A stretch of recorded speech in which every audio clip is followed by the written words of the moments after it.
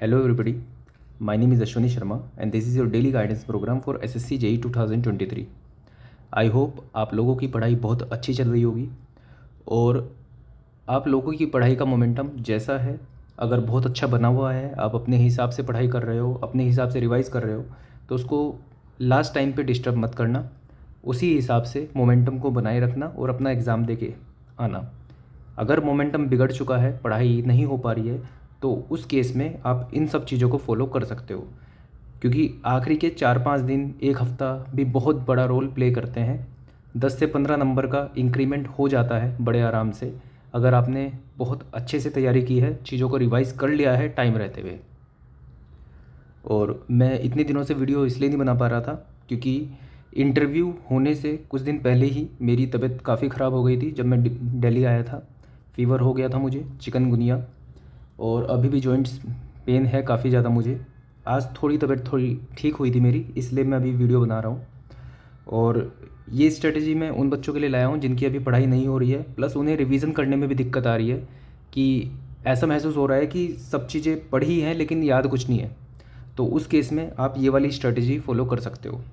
इस स्ट्रेटजी में क्या होगा, इसमें रीजनिंग और टेक्निकल दोनों चीज़ें कवर होंगी। अभी के लिए मैं आपको बोल रहा हूँ कि जीके को बिल्कुल हटा दो अपनी लाइफ से। सिर्फ जीके के लिए आपको क्या फॉलो करना है, जो भी चीज़ें आपने आज तक पढ़ ली हैं जीके में, उनके आपने शॉर्ट नोट्स बनाए होंगे, कहीं पे नोट डाउन किया होगा, बस उन्हीं फैक्ट्स को दोबारा से पढ़ लेना। इतना आप कर सकते हो। या फिर आप इससे ज़्यादा बढ़ के कुछ करना चाहते हो तो पहले रीजनिंग और टेक्निकल करना, उसके बाद जीके को रिवाइज़ कर लेना अपने हिसाब से, जहाँ से भी आप पढ़ना चाहो। लेकिन सबसे ज़्यादा मेन प्रायोरिटी आपकी टेक्निकल होनी चाहिए और दूसरे नंबर पे रीजनिंग, क्योंकि रीजनिंग जब टफ आ जाता है तो कट ऑफ वैसे ही नीचे चली जाती है, लेकिन रीजनिंग जो कर ले जाता है तो उसका सिलेक्शन लगभग पक्का हो जाता है। तो आपको इन दोनों पर सबसे ज़्यादा ध्यान देना है। तो तरीका आपको क्या रहेगा, अब आपको टेक्निक यूज़ करनी है, टेक्निकल पैकेज। अभी तक मैं आपको टेक्निकल बूम से करने के लिए बोलता था तैयारी। टेक्निकल बूम आपको पता होगा क्या होगा, उसमें आप हर किसी भी एक सब्जेक्ट के हर एक चैप्टर के 10-10 क्वेश्चन करते थे, इससे लगभग चीज़ें रिवाइज हो जाती थी। लेकिन अब ज़रूरत है आपको कि आप सब्जेक्ट्स भी चेंज करो, चैप्टर्स के बीच में ट्रांजिशन कर सको, उसके लिए है टेक्निकल पैकेज। इसलिए मैं आपको जो PYQs करने के लिए दूंगा, आपको वो करने हैं। ऑल्दो आप ये सब कर चुके होंगे पहले से ही PYQ के थ्रू, लेकिन आपने इसको चैप्टर वाइज, सब्जेक्ट वाइज किया होगा। लेकिन जब ये एक क्वेश्चन पेपर की तरह आपके सामने आएंगे, तब आपको एक दिक्कत हो सकती है। तो उस दिक्कत को अभी ख़त्म करना है, और ताकि आपको पेपर में कोई दिक्कत ना हो। तो आज टेक्निकल पैकेज में आप क्या करोगे, आप टेक्स्ट बुक की टेस्ट सीरीज़ पे जाओगे, या फिर आपके पास कहीं भी टेस्ट सीरीज़ में, कोई भी टेस्ट सीरीज़ में आपके पास फुल पेपर्स होंगे, उसमें आपको जाना है। वहाँ पर SSC JEE सिविल 16 नवंबर 2022 शिफ्ट 1 का पेपर होगा और 15 नवंबर 2022 शिफ्ट 1 का पेपर होगा। ये दोनों पेपर आपके पास होंगे। करने का तरीका आपको बता देता हूँ। आपको ये वाला पेपर ओपन करना है, और आपने अगर जो इसको अटैम्प्ट नहीं किया है तो आपको इसको ओपन करके सीधा सबमिट कर देना है। आपको इसको टेस्ट की तरह नहीं देना है, आपको सीधा इसको सबमिट कर देना है। सबमिट करने के बाद आपके सामने रीजनिंग, जीके और टेक्निकल तीनों खुल के आएंगे। अब तीनों के लिए क्या करना है, आपको सीधा टेक्निकल वाले सेक्शन पे जाना है। टेक्निकल वाले के सेक्शन पे जाके आपके सामने पहला क्वेश्चन आएगा। पहला क्वेश्चन देखो, कर पा रहे हो क्या। अच्छा, एक और चीज़ है कि जैसे आपने पहला क्वेश्चन ओपन किया तो उसमें ऊपर की साइड ये भी लिखा आएगा कि कितने % बच्चे इसका आंसर दे चुके हैं। अगर 30% बच्चों से ज़्यादा बच्चों ने इसका आंसर दिया है तो इसका आपको एक्सप्लेनेशन भी देखना है, इसका कॉन्सेप्ट भी देखना है, हर एक चीज़ आपको देखनी पड़ेगी उसकी, और उसको कॉपी में नोट डाउन करना पड़ेगा। या फिर ऐसा कर सकते हो कि पूरा पेपर आप गो थ्रू कर लेना, और जो कॉन्सेप्ट सीखने वाली चीज़ें होंगी जो आपको नहीं आते हैं उनको नोट डाउन कर लेना, और फिर एक साथ ही आप एक एक कॉन्सेप्ट करके सीख लेना। ये भी एक टाइम सेविंग तरीका होगा आपका। लेकिन आपको पहला क्वेश्चन देखना है, मान लो वो 37% बच्चे ने उसका आंसर सही दिया है, इसका मतलब आप उन 37% बच्चों में नहीं थे। अगर आपने आंसर नहीं दिया, आपको आना है उन 37% बच्चों में। ठीक है, कोई कोई क्वेश्चन ऐसे होते हैं जिसको सिर्फ 5% बच्चे आंसर दे पाए या 1% बच्चे आंसर दे पाए, तो उन पर अपना टाइम ज़्यादा वेस्ट नहीं करना है। ये वो क्वेश्चन है जिनका तुक्के में आंसर हो गया सही, या फिर बहुत डेप्थ में किसी ने पढ़ा था तो उसकी वजह से आंसर दे दिया। आपको अभी इन चीज़ों से परहेज करना है। आपको सिर्फ वो वाले क्वेश्चन करने हैं जो लगभग बच्चों को आते हैं। आपको एक एवरेज की तरफ भागना है फ़िलहाल। अगर आपने एवरेज कर लिया तो आपका सिलेक्शन हो जाएगा। तो इस चीज़ को फॉलो करोगे तो टाइम बचेगा भी और मार्क्स आएंगे भी। अगर आप उन क्वेश्चंस में सिर मारने की कोशिश करोगे जो 5% बच्चों ने ही किए हैं, तो वो ऐसे क्वेश्चन होंगे जो कि मैंने बताया या तो तुक्के में सही हुए होंगे या फिर बहुत डेप्थ में पढ़ना पड़ा होगा उसमें। तो अभी के लिए आप उन सबको छोड़ सकते हो, आप बाकी सब क्वेश्चन कर लेना और उसके बाद जब वो क्वेश्चन हो जाए तब आप इन पर आ सकते हो। इनको बुक मार्क कर लेना आगे के लिए कभी, ठीक है। तो ऐसे ही पहले क्वेश्चन से लेके 100 क्वेश्चन तक जाना है। हाँ, आप इसके अंदर थोड़ा सा डिटरमाइन होकर आपको करना पड़ेगा, क्योंकि अगर आपने इसको थोड़ा लाइटली लिया तो ये एक पेपर ही करने में आपका पूरा दिन लग जाएगा।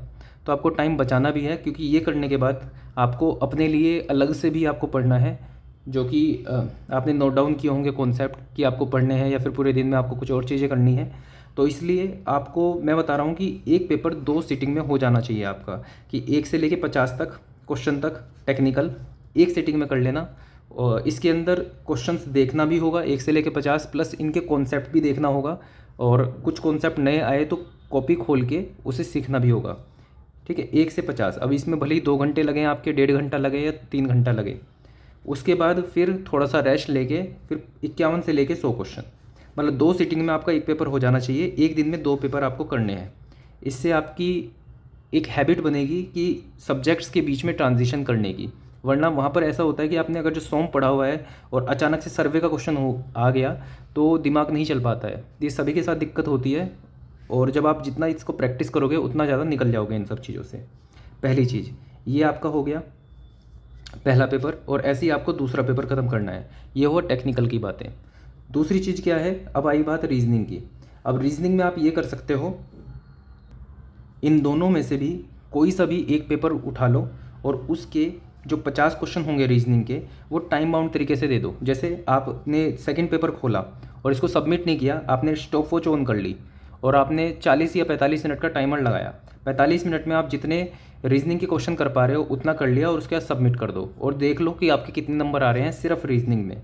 टेक्निकल को टेस्ट की तरह मत देना, आपको अभी चेक नहीं करना है, आपको अपनी नॉलेज बढ़ानी है प्लस रिवीजन करना है। इसलिए अगर आप इसको टेस्ट की तरह दोगे तो ज़्यादा कुछ नहीं सीख पाओगे। बिल्कुल आखिरी का टाइम है, तो अभी टेस्ट नहीं देना है आपको। अभी 2-3 दिन बाद मैं शेड्यूल कर दूंगा एक लास्ट टेस्ट, तो वो सब दे देना आप लोग, लेकिन अभी टेस्ट मत देना, क्योंकि टेस्ट से आप ज़्यादा सीख नहीं पाओगे, अपना बस चेक कर पाओगे कि आपको कितनी नॉलेज है। और अभी हमारे पास इतना टाइम नहीं है कि हम अपनी नॉलेज चेक करें, तो वो बीच में एक टेस्ट जो होगा मैं बता दूंगा, वो आप टेस्ट दे देना, लेकिन अभी इनको टेस्ट की तरह मत देना। तो ये आपका आज का स्केड्यूल रहेगा। अगर आप पढ़ाई नहीं कर पा रहे हो तो इस तरह से शायद आपकी पढ़ाई स्टार्ट हो सकती है। ये दोनों पेपर आपको कंप्लीट करने हैं। वर्चुअल लाइब्रेरी के ऊपर अपडेट कर देना ये सब करके, और अभी 28, 29, 30 और 8-9 तारीख तक है आपके पास टाइम। तो इससे आपका जो SSC JEE का PYQ है लास्ट के 4-5 साल का, वो भी आपका हो जाएगा। तो दोनों ही चीज़ें हो जाएंगी। PYQ भी आप एक बार रिवाइज़ कर पाओगे इससे, प्लस आपका मतलब एक अच्छी प्रैक्टिस भी हो जाएगी आपकी टेक्निकल की भी और रीजनिंग की भी। फिर से मैं बता दूं, रीजनिंग का एक पेपर तो डेली देना ही है, जिसमें आप टाइम बाउंड तरीके से रीजनिंग के क्वेश्चन करोगे। तो ये आपका फुल पैकेज हो जाएगा। बची बात जीके की। जीके में जो भी आपको मैंने काम दिया है अब तक आपने कंप्लीट किया है, उसकी जो आपने नोट्स बनाए हैं उनको ही रिवाइज़ करना है आपको, ठीक है। टेक्स्ट बुक की टेस्ट सीरीज़ अगर आपके पास नहीं है तो NEFWB7 ये कोड यूज़ करोगे तो 10% आपको डिस्काउंट मिल जाएगा। तो यहाँ से भी आप परचेज़ कर सकते हो टेक्स्ट बुक की टेस्ट सीरीज़। कुछ बच्चों ने बताया था कि ये कोड वैलिड नहीं होता, तो नीचे डिस्क्रिप्शन सेक्शन में मैंने लिंक दिया है, तो उस पर लिंक पे क्लिक करोगे तो ये 10% डिस्काउंट लगने के बाद ही आपको ओपन हो जाएगा इंटरफेस में, वहाँ से भी आप परचेज़ कर सकते हो। और हाँ, प्रो वाला वर्जन ही परचेज़ करना, उसके अंदर ही PYQ मिलेंगे, और जितनी बार भी आप इसको अटैम्प्ट करना चाहते हो उतनी बार अटैम्प्ट कर भी पाओगे। तो that's all for this video. तो लास्ट के कुछ दिन बचे हैं, आपने अब तक बहुत अच्छी पढ़ाई की है, और लास्ट के दिन में भी बिल्कुल जान लगा देनी है, अभी छोड़ना नहीं है इसको। अभी छोड़ दोगे तो पूरा 1 साल का साइकिल दोबारा से रिपीट करनी पड़ेगी। तो अभी इसको अच्छे से करो ताकि फिर 2 महीने मिले आपको और अच्छी तैयारी करने की। That's all for this video. Thank you.